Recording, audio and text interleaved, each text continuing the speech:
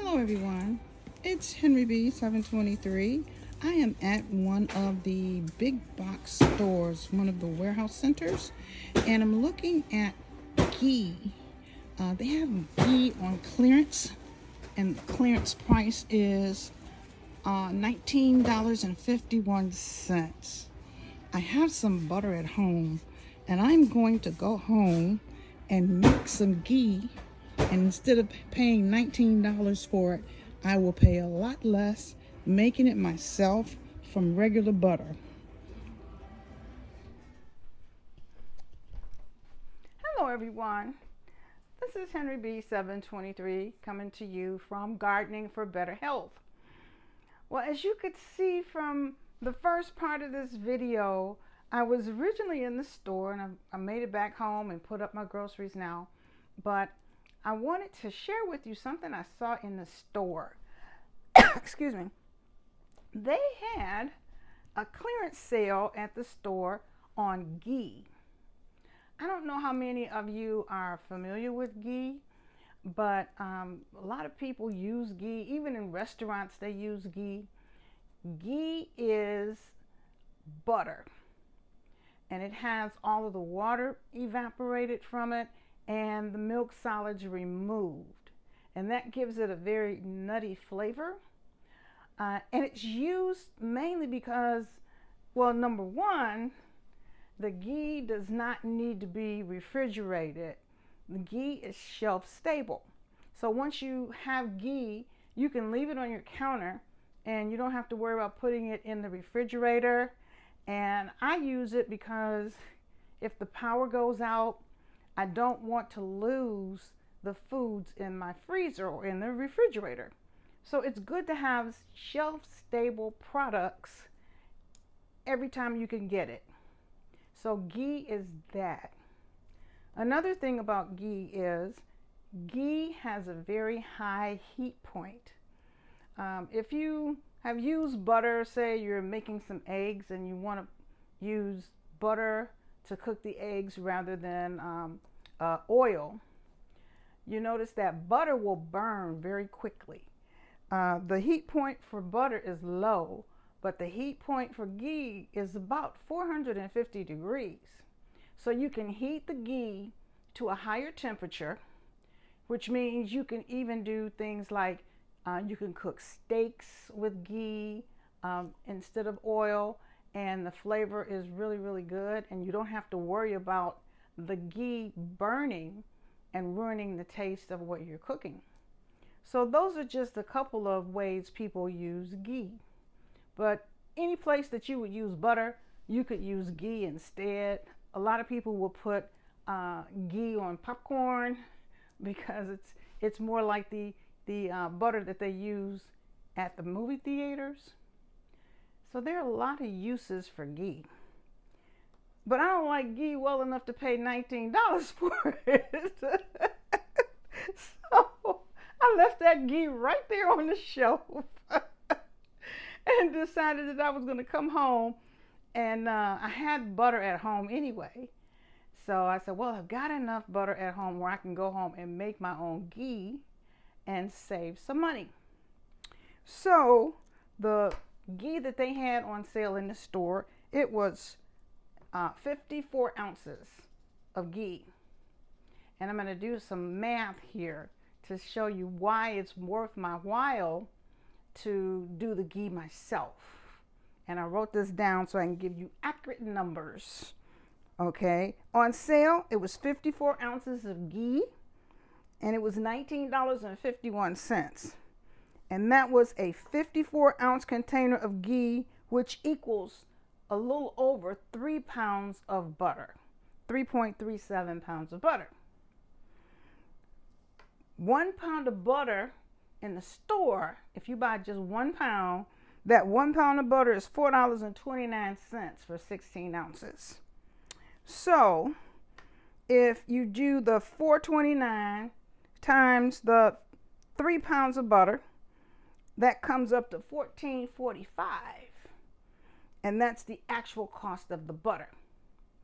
So as you can see, that $14.45 is actually $5.06 less than what they were asking for that ghee in the store. Now, what could you do with $5.06? You could save it. You could put it in your gas tank. You could use it to help with the copay for your prescriptions. So $5 is not an insignificant amount of money. So it makes it worthwhile for me to do it myself. So if you're thinking about what I just said, that I can save $5.09 if I make my own ghee, and I can actually put some gas in my car or save or whatever, that's something worth thinking about. That might be worthwhile for you to consider making it at home yourself. So that's what I'm about to do. I'm going to make mine at home myself. I'm going to show you how I do it. And if you think that you could benefit from it, please feel free to do it yourself. Now, there are not a whole lot of different ways to make ghee. You'll probably see ghee being prepared online in a lot of different places. So when you're making ghee, you're making ghee. The instructions are basically the same. So what I'm going to do, I have 4 pounds of butter here. I'm not promoting any particular brand of butter, and I prefer when I make ghee to use unsalted butter, but you could use salted or unsalted depending on what your taste is. So I'm going to do 4 pounds of butter, and you want to take them out and you want to cut it into chunks into your pan.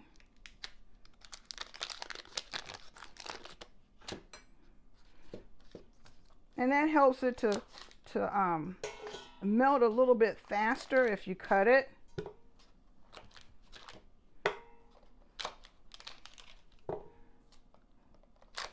Now you don't have to do a whole 4 pounds at a time. Just do whatever butter you have on hand. If you got 1 pound or if you got 5 pounds, the instructions for it will be the same. But the point is to have your shelf-stable butter on hand, available for when you need it.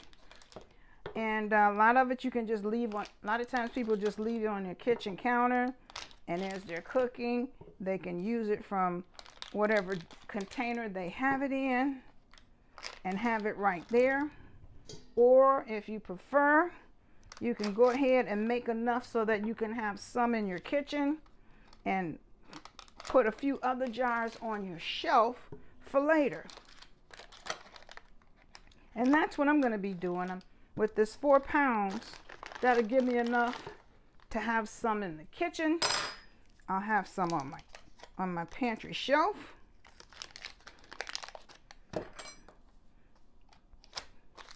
And that way I don't have to worry about electrical outages.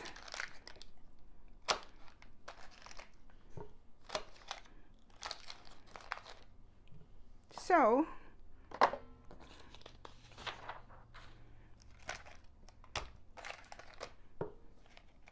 here we go. It's piling up in here, and that's a good thing.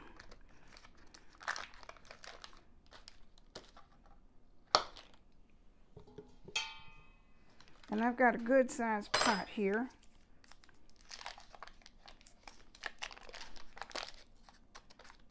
Now, ghee does not take a long time to make.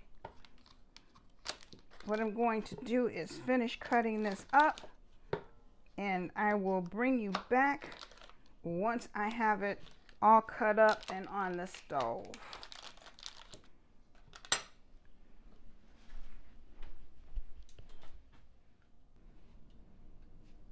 Okay, I have cut up my butter. As I was cutting the butter up, it turned out to be a lot more than what I really needed. I decided not to do the whole 4 pounds, I decided to do 3. So this is what 3 pounds of butter looks like cut up. That's going to be enough when it melts down to hold me for a while. So I'm going to turn on the heat for this. The heat should be on medium to low.